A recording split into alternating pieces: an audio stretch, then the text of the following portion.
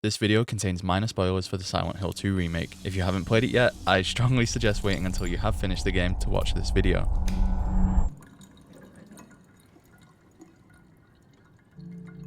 Despite its initial announcement stirring up a bit of discourse online, Silent Hill 2 Remake went live to the public, backed by a series of strongly rated reviews. Within hours of its release, we were seeing thousands of players confirming that the reviews were in fact true, and Silent Hill 2 Remake's bar was set very, very high in the eyes of many. Having pre-ordered this game ready to play on launch day, I looked at that bar and I set my hopes very high, and it's safe to say that I was not disappointed whatsoever. In my opinion, this game is set to be a contender for Game of the Year. That's my opinion, please don't hurt me. And today, I just want to talk about why. Here is everything I personally think is good about the Silent Hill 2 Remake.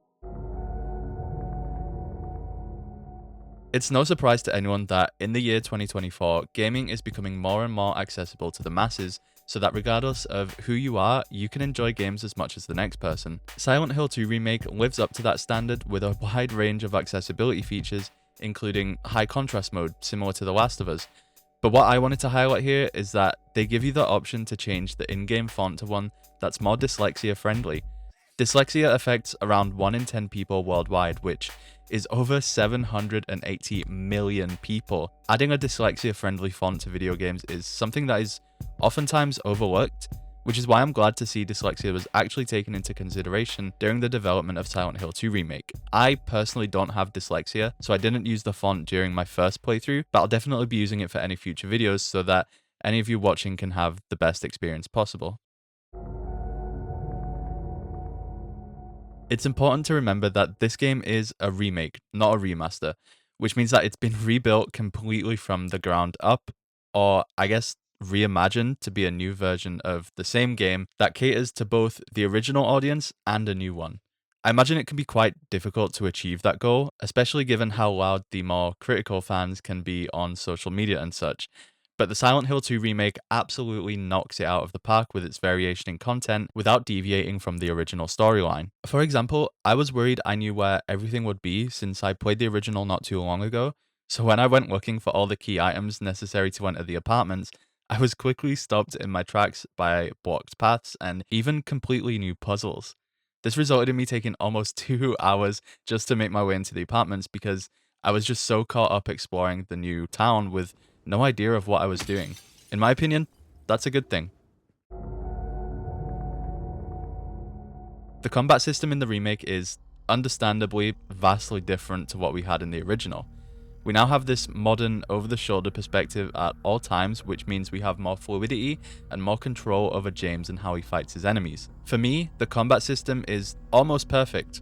Almost. It is very simple in the sense that you have just 3 core mechanics: attack, dodge, and shoot. That within itself seems quite boring. However, I actually found enemy encounters to be quite challenging, as I had a bit of trouble reading their movements a lot of the time, so I was taking damage pretty frequently. That stopped it from getting boring for me. I will admit though that the enemies themselves do actually get kind of predictable, especially the mannequins, because they tend to follow a simple pattern of attacking immediately after they dodge, which just means you have to dodge after they dodge. That being said, I found myself fighting more enemies than I did in the original because there was something just so satisfying about dodging their attacks and then smacking them in the back of the head and then hearing your radio go silent.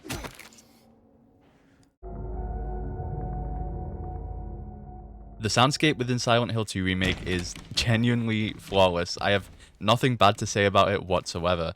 And I thought about it really hard, but with my headphones on, in a dark room, completely isolated and by myself, it wasn't the enemies that scared me or the darkness behind the fog. It was what I could hear for every waking moment of my experience with this game.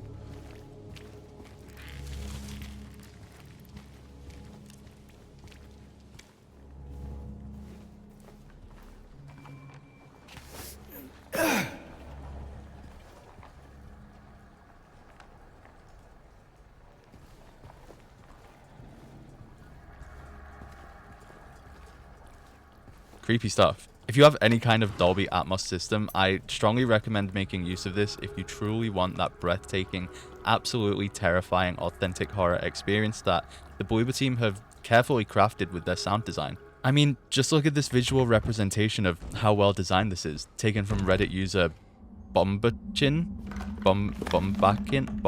this guy on Reddit. They say, just imagine how insane the experience is when playing Silent Hill 2 with up to 34 speakers surrounding you. And quite frankly, if I think about that any harder, I might actually piss myself.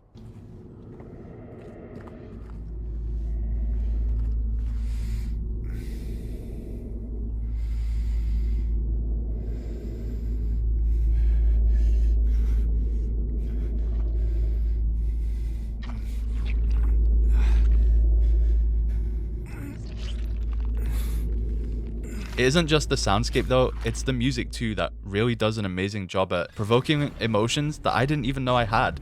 Most of them some variation of petrified, but also the occasional sorrow moment, such as after James witnesses Maria die in the hospital.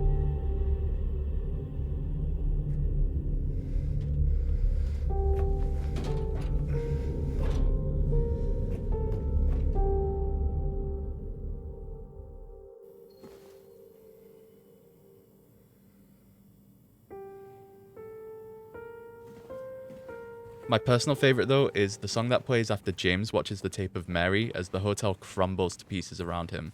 Seeing the enemies that would normally cause you trouble struggling to stay upright, it's just perfect in every way. I love it.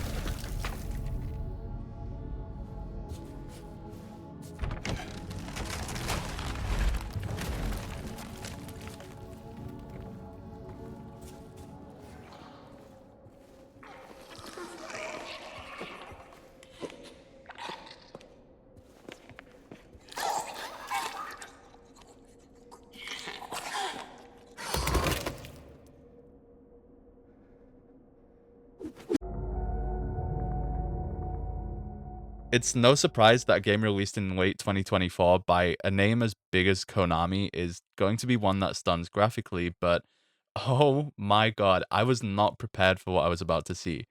I'm sure this is probably just a personal experience, and some of you might think this one's a bit silly, but I don't really have the best hardware in my PC, and it's very rare that I get to experience next-gen consoles, so to see gameplay with this level of detail is insane. I mean, if we just add some black bars to this cutscene here, it could very well pass as a film. Just take a look at this.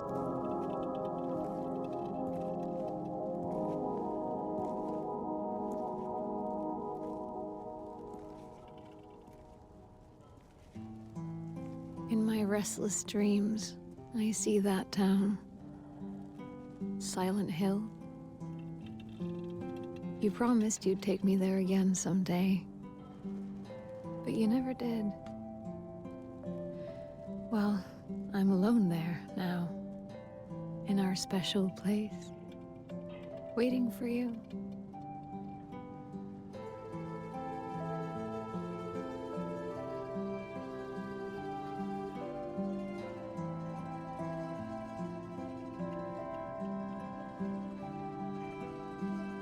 I got a letter. The name on the envelope said Mary. My wife's name. It's ridiculous. Couldn't possibly be true. That's what I keep telling myself.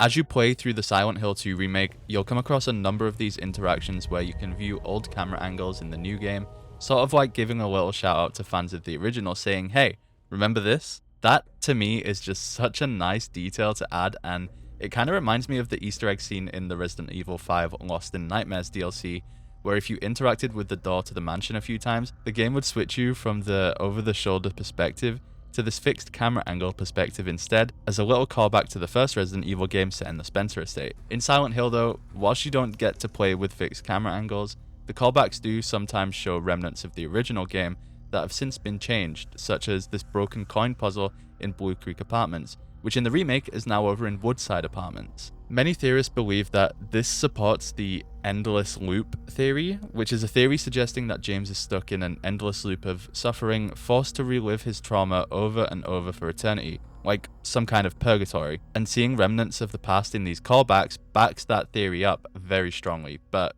that's a discussion for another day.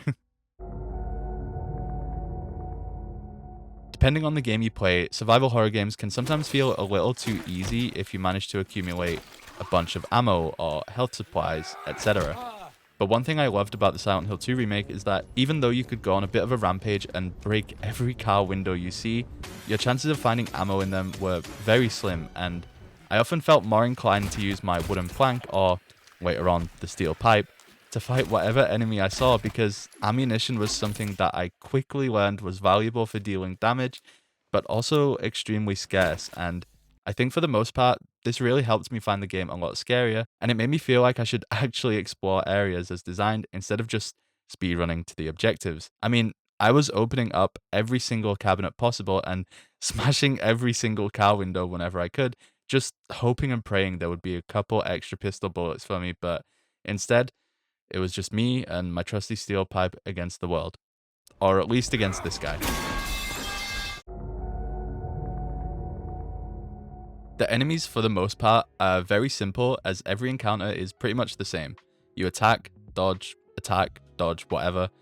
That being said though, if you look at them from a non-combat perspective, they are pretty funny little guys, and in my opinion, their behaviors actually enhance our understanding behind James's mental state. Take the mannequins, for example. They're a little more intimidating than the lying figures because they can actually physically hit you, but when you're not engaged in combat with them, they'll do their best to hide from you, and oftentimes they'll be standing in plain sight just looking goofy. From my personal experience, they did actually manage to get the jump on me a few times, which on one hand had me terrified and jumpy, but also it made me laugh with how poorly they were hidden and the fact that they still managed to get me. Another detail I wanted to point out was that when they are hiding, if you stare at them for too long or aim at them with your gun, James's flashlight will blink a few times before the enemies reveal themselves, which sort of acts like a "you caught me" kind of thing, which is fun. As you progress through the story, you slowly uncover more and more about not only James, but also the other characters present, such as Maria or Angela, and it feels like the more you learn about them, the more little details you notice that the Bloober team went out of their way to add. The first detail I want to mention is that at the start of the game, you're able to move the camera around James pretty freely without him budging or following what you're looking at, which I did make use of to get these nice cinematic angles as I took in the breathtaking details around him, but as things get more and more intense throughout the game, you lose this ability to look around freely and James starts to turn with the motions of the camera. I first noticed this in the bar with Maria, and I don't know exactly when I lost this ability, but as I tried looking around the bar, James wouldn't let me move the camera without him looking in the same direction, turning his body. Now, I could be overthinking it, but the initial feeling I got when I noticed this is that James's sanity, his mental state, his trust in not only his environment, but also you as the player controlling him, it was all crumbling, and it truly felt like he didn't trust that I was just looking around. It was almost as if he had to see for himself to know that he was safe. You do in fact regain control of this ability after you get off of the boat on the other side of Toluca Lake, but as you enter the hotel, it's quickly taken away from you again, which makes me wonder if it was in fact intentional or not. Not only that, but if you try to save the game before the final Pyramid Heads fight, James just won't look at you anymore. He's looking away. At first, I assumed this was some kind of bug related to the fact that there were several red squares around him that he could, be trying to look at. But a couple of people on Twitter mentioned them experiencing this too, and I think it's way more fun if we assume it was intentional, right? Another detail I wanted to mention is one that I actually didn't notice whilst playing the game. It was only as I scrolled through Twitter and spotted someone talking about it. Twitter user @SilentHill_Yuri, which we're gonna pretend is not your username now, posted this video of Angela's nails showing that they've been picked at or chewed, which is a clear sign of distress and oftentimes a manifestation of poor mental health, such as anxiety disorder. It's little things like that where you really have to give it to the Bloober team because they literally thought of everything, and it's genuinely just so impressive. There is way more I could talk about when it comes to attention to detail in this game, so if you'd be interested in a video specifically for all the things I found, let me know in the comments. The fight against the abstract daddy in the original game was probably one of the more boring parts of the game. You were trapped in a very small room fighting a very large boss, and there really wasn't much else to it other than shooting and running to the other side of the room. I was worried the fight in the remake would be something similar, but instead we got this amazing chase sequence where it would ambush you in a hallway, forcing you to retreat into a more open space where you could fight it properly, and after dealing enough damage, it would scamper away and force you to explore the area to find it again. The thing I love the most about this section is just how well it plays into this idea of empathy and putting yourself in Angela's shoes, constantly running away from the bad guy and feeling a little hopeless when you're ambushed by it. Fortunately for us, we have some nice big guns, including a rifle and a shotgun, and a steel pipe, of course. So we're able to overcome the challenge, and from there, we can witness Angela's raw emotions in the face of her trauma. Okay, Angela. It's okay. Just like previous encounters with her, we also get to see the psychological effects of what she experienced still present, because the reality for her is that it's never truly over. You probably found someone else. No.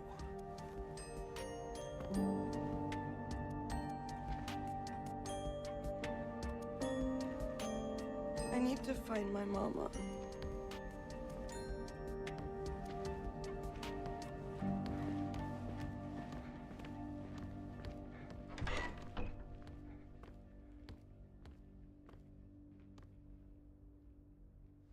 To conclude, there is so much more I would love to talk about, and so much more I want to do with the Silent Hill series as a whole on this channel. So if you enjoyed this video, please don't forget to like and subscribe. It really goes a long way and helps me continue making these videos. And yeah, be sure to keep an eye out for the next one. Until next time.